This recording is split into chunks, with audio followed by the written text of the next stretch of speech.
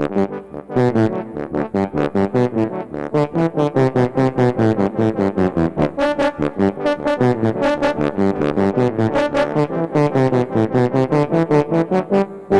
at the zoo, this show is already legendary for its season finales. Season 3 is no different.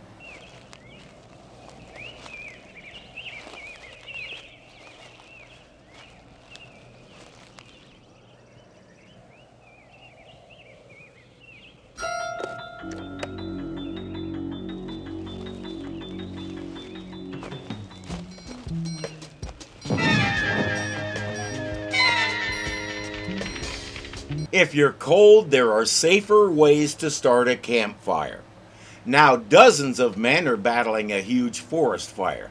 David Brown suddenly finds himself in the middle of the battle when he appears out of nowhere with no shirt, no shoes, and no explanation. So, anyway, if one of your guys could give me a ride into Richland, I'd be right out of your way. We could use you up here a couple of days. Did you clear those campers out of sectors 4 and 5? Yeah, sure did. Campers all over those hills. One problem I never had fighting fires in Manhattan. You gonna stick around and pitch in? Well, no, I Weaver, how does it look on the north end? David, he doesn't have time for humana. There's only one answer that's going to get his attention. The only thing that's going to help us with this fire is a midsummer snowstorm. Those sectors were almost under control this morning. A couple of new fires just broke out on the other side of the ridge. That's upwind from the fire. Yeah, well, I guess somebody forgot to tell the fire that it ain't supposed to do that. If somebody sets one of those handy-dandy little igniters, the fire can do whatever it wants to.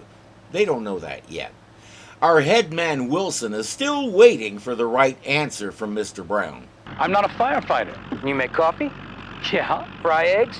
I'll settle for scrambled. Now, you can run water up to the men on the line. You can bring any injured firefighter back into camp. What I'm saying is, we saved your neck. All I'm asking for is a little help with pay. Well, it sounds like I'm being drafted. You stand? Yeah, all right, yeah. You are being drafted, and you don't have bus fare to Canada. He's explaining to you that there's a lot more to this operation than the folks out there with shovels and hard hats. Any army, including this one, marches on its stomach. And you just got drafted to do the marching on their stomachs. Or something like that. Once he's dressed, his first job is to run water up to the firefighters at the front line.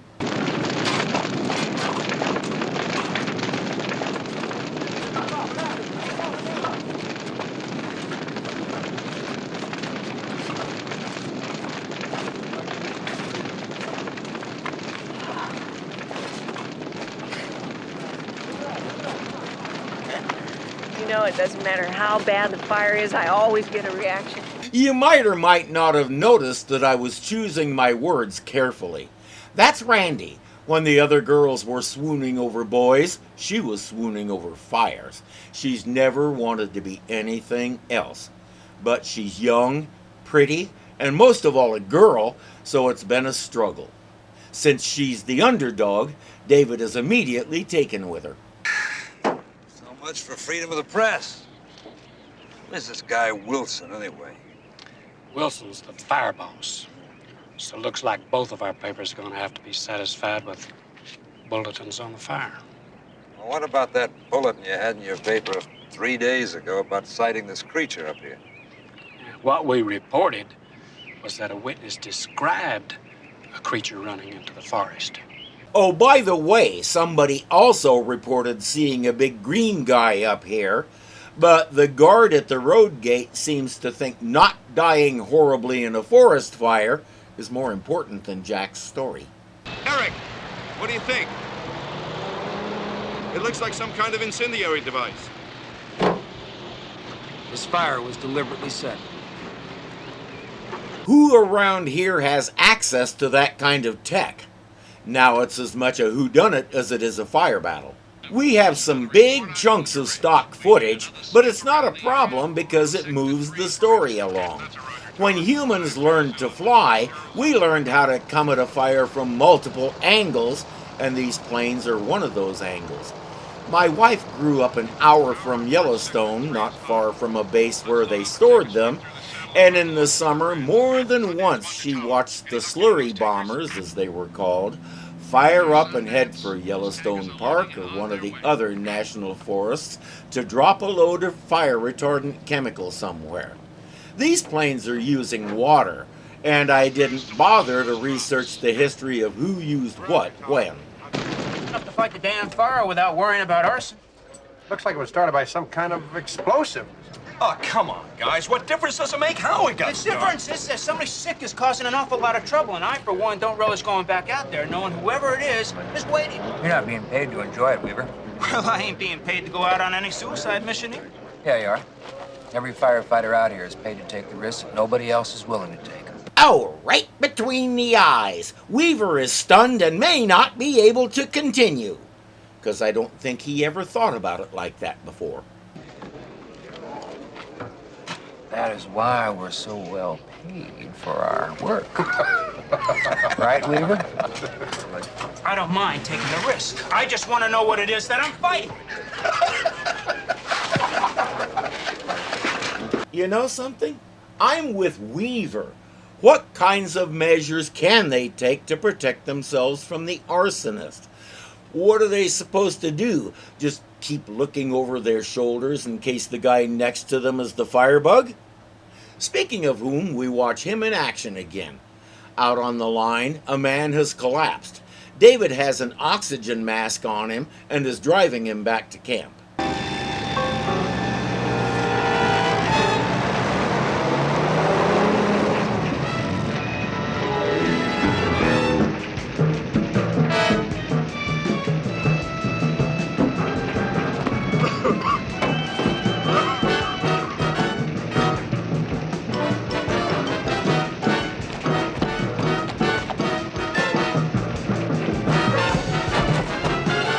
Wilson told him to watch for any new burns along the way. He found one. That's not all he found.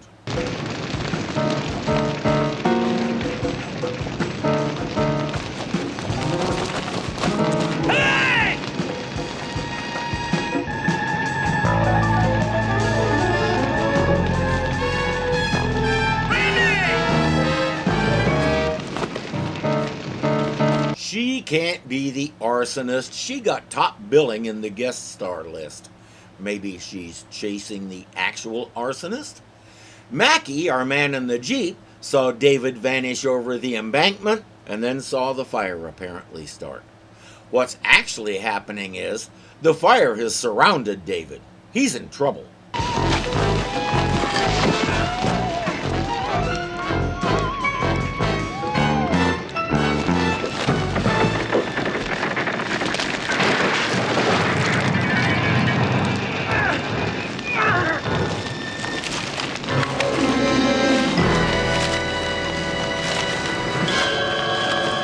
We saw Mackie trying to undo the restraints without success.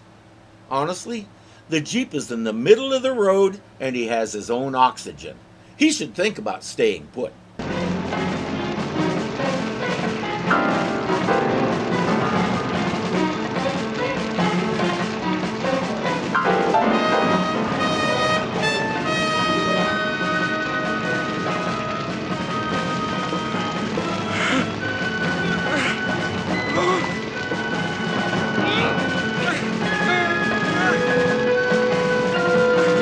I would say introduce yourself, but throughout this entire sequence, the only lines our actor gets are cough, cough, and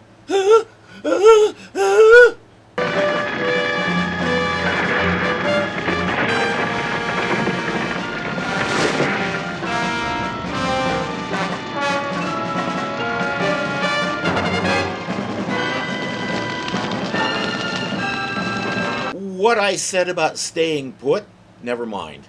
Can the Hulk figure out how to drive the Jeep?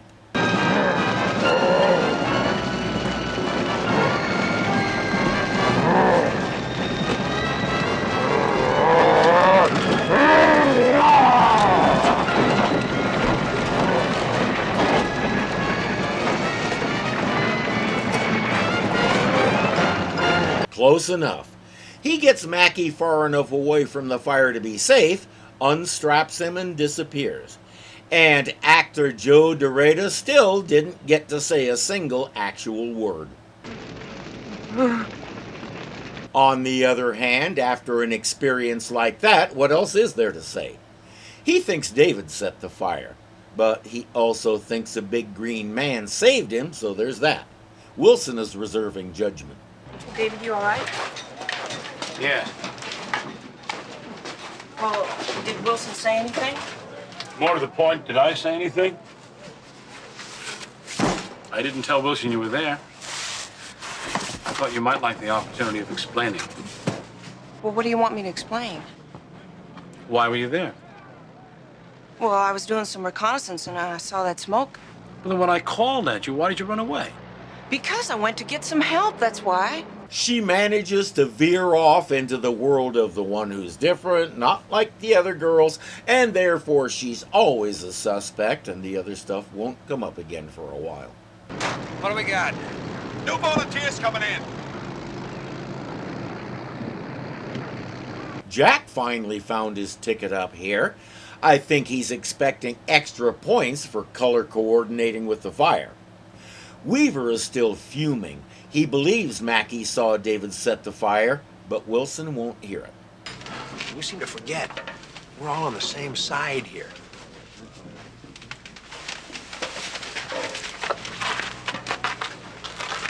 We were. We were when we all went to the same school together. We were when we all grew up in the same town together. Our wives shopped together. Our kids went to the same schools together.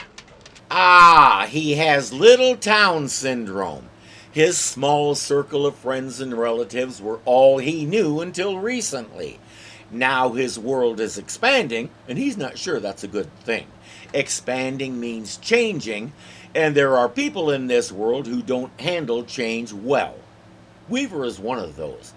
How long has he been keeping this bottled up inside? And then the county goes off and hires this big city hero. And the first thing he does, the very first thing he does, is pass over 3 guys from Richland to hire Randy. That answers that question. Bringing a girl on board is just blasphemy. It's the ultimate violation of his nice, safe world. Because if she's capable of doing his job, that probably means he's capable of doing dishes? I wonder how our firebug would feel if he had to fight the fires he sets. Huh? Come on, Weaver. Somebody's gonna get hurt. Come on, now nobody's gonna get hurt. It'd be like fighting fire with fire. Huh?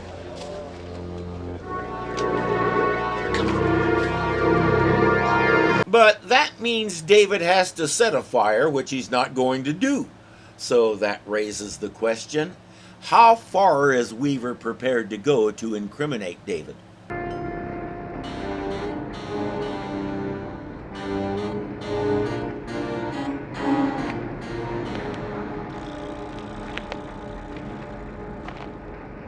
Sorry. Oh, that's all right.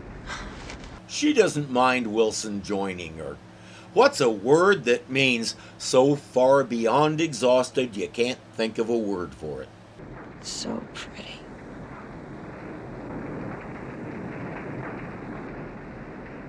Everybody always is too close to it to really see it. I can't understand why no one paints fire. Part of the reason might be that it's notoriously hard to do and make it look anything like real.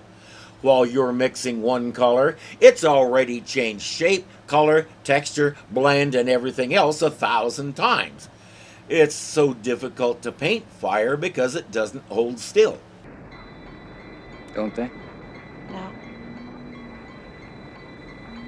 They paint seascapes, sunsets, clouds, pieces of fruit. But they don't paint fire. Yeah, most people are a little afraid of fire. But they shouldn't be. I mean, it's energy. It's pure energy. It's just changing form. It's beautiful. It's beautiful, she's right about that, but it's even more beautiful when it's under control. Fire isn't good or bad, as she said, it's just energy. We do, however, tend to judge fires based on what they want to eat. I think this one's about over anyway. I always get sad when the fire's over. You should be looking forward to a hot bath, a soft bed, spending time with your family. But you're not, are you?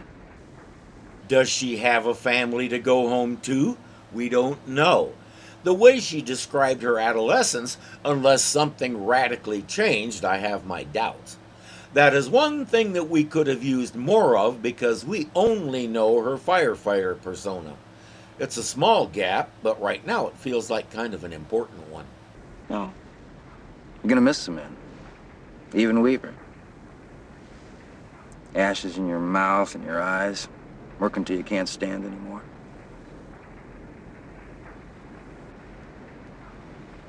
Yeah. You're just like me. He heard something different than I did. What does he mean? We come in early, leave late, put off our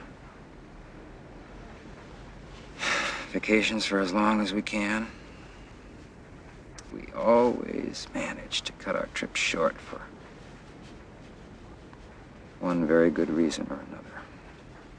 We'll do anything not to be alone. I don't think Randy cares about that. She's like a lot of us, the outcast, the one who just doesn't fit in. When you're one of us, you either learn how to be your own best friend or you end up bitter and probably in trouble. Have other people around us. Feel they need us just as much as we need them. I think Randy is getting a little weirded out. Fortunately, he gets a call about that time and they're back to it. Weaver and Bennett are setting up their trap for David, and they might as well throw Randy in too.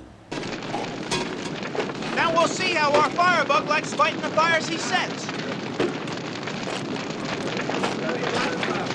Come on. God, I'm glad you're here. Don't thank me! Thank Weaver! He thinks that I'm the arsonist! This is his idea of rehabilitation! I hear he's presenting a paper on it at the next annual meeting of the American Academy of Rehabilitationers. I'm sorry you're taking the blame for me not telling you the truth. Look, it's hardly time for confession, Randy. Hey, I didn't start those fires. I think it was Wilson. Yeah, when you and Mackie got trapped by the fire, I saw Wilson there a few minutes before it got started. So she was chasing the real arsonist. That's why she looked at Wilson the way she did. Everything he said pretty much confirmed her suspicions. You know what we still need from this excellent season finale? A close encounter.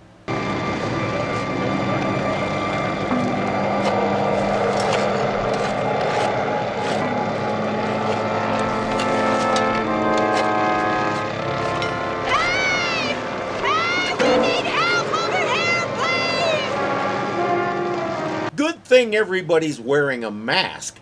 Within seconds, we have David and Jack shoveling side by side.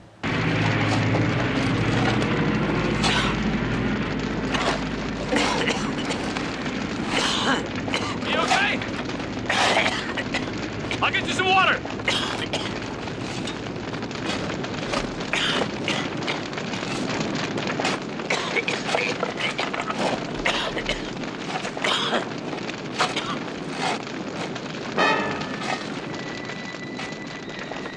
It's safe to say this is the last place he expected to see Jack McGee. I think we can all say that. Hey, you better go get some help. The fire's beating us.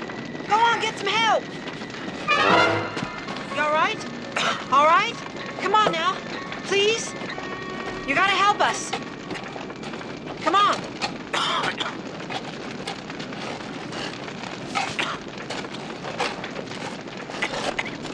I don't know a thing about battling a forest fire, so I can't speak to the authenticity of what they're doing.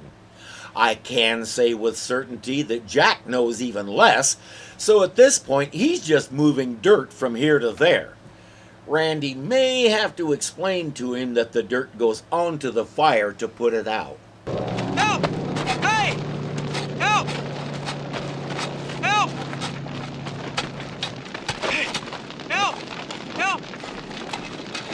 she's hurt. I couldn't bring her down by myself. Well, where is she?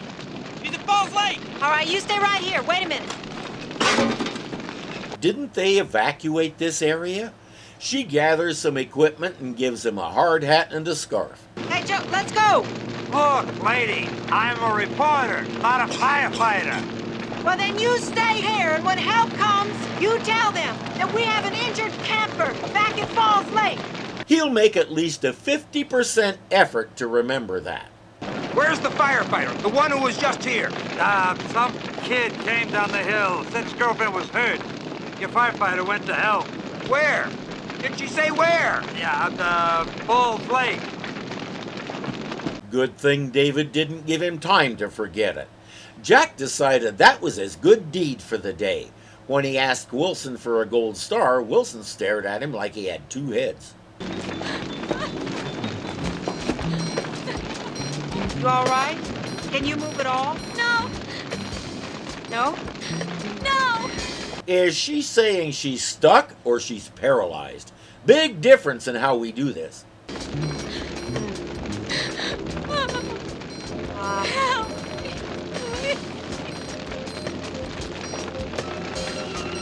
Well, I'll tell you what I'm gonna do.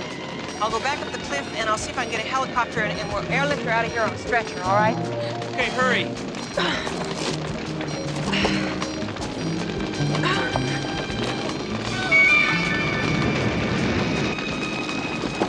There's no way out right now, so they have to hunker down and hope for the best.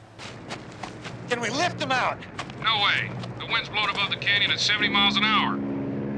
I've got a couple of borate tankers right behind me. We can try to drop a full load on that ridge. But with these winds, we're shooting craps. Shooting crap and crapping out.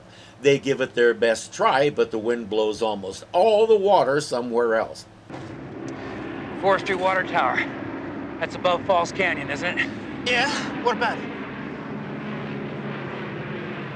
You're not thinking of blowing that tower, are you? There's only one man that I can think of that might have explosives in it. Wilson? Have you got those explosives with you now? Wilson has momentarily checked out. Please leave a message. What's he talking about? Wilson? What are you doing with explosives? He's gonna blow that water tower. Weren't you listening? Oh, he means more in general. You guys sort that one out.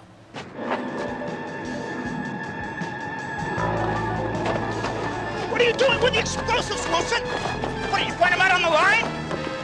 You have them stashed out there and Wilson found them? No! Well, what is he doing with explosives? Wilson, it's you! If Weaver's mind had been just a few seconds slower, this might have gone better. The hero of the outfit is the firebug!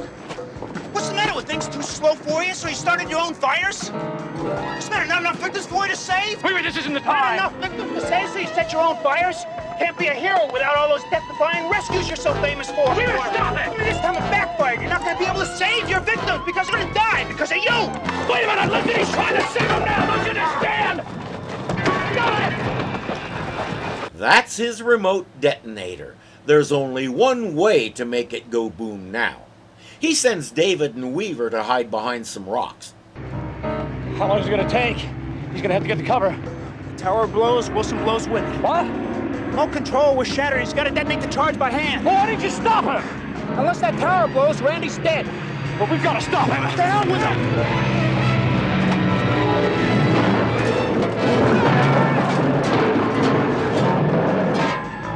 Weaver is out cold, so he doesn't get to see the Hulk out.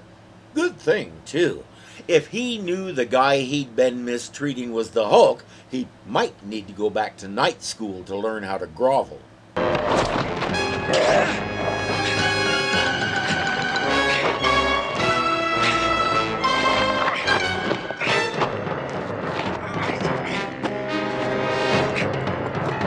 Hey, Wilson, did you ever see pictures of those giganimous gongs that they have at some Southeast Asian shrines?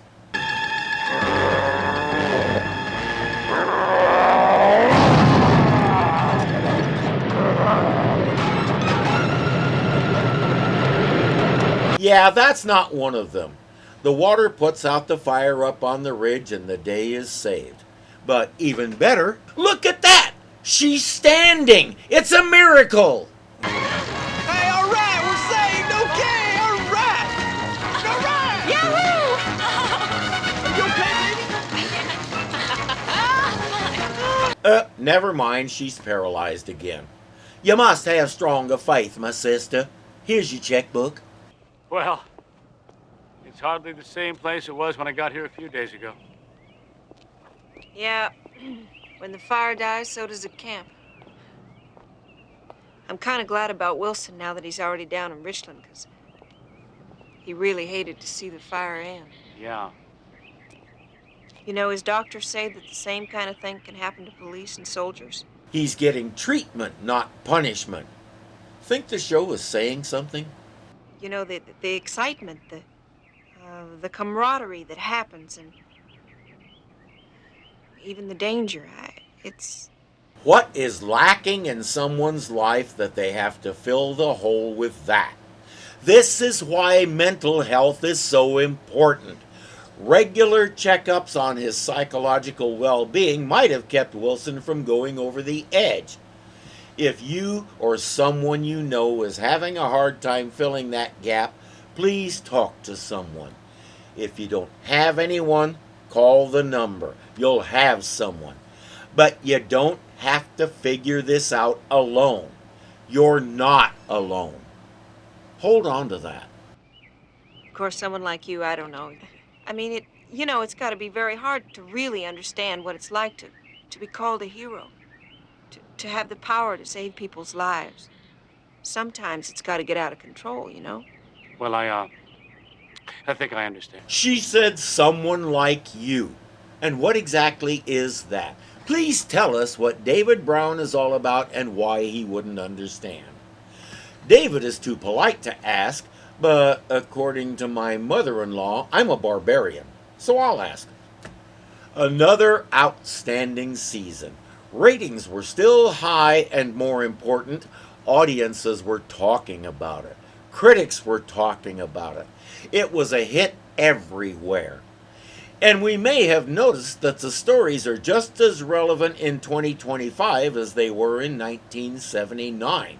Randy is still fighting for equal recognition. The thread that ties it all together is compassion.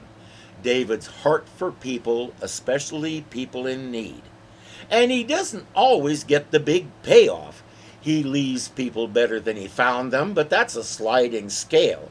Today he had to be satisfied with Wilson being in the hospital and not prison. He doesn't care. He got to do something good for somebody else. That's what he lives for, as we all should. Thanks for coming with me through another season. I'll be taking a break, among other things letting the holes in my head finish healing, and then we'll be back for season 4. Until then, I'm Irving, this is Hazel, and we love you.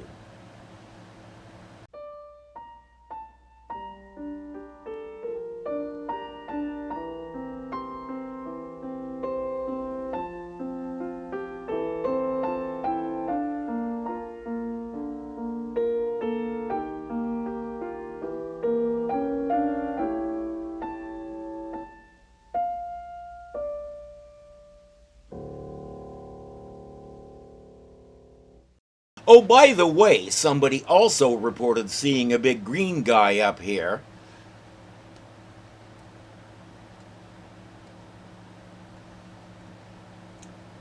And a gray kitty walking away. Or you end up bitter. Come on, David.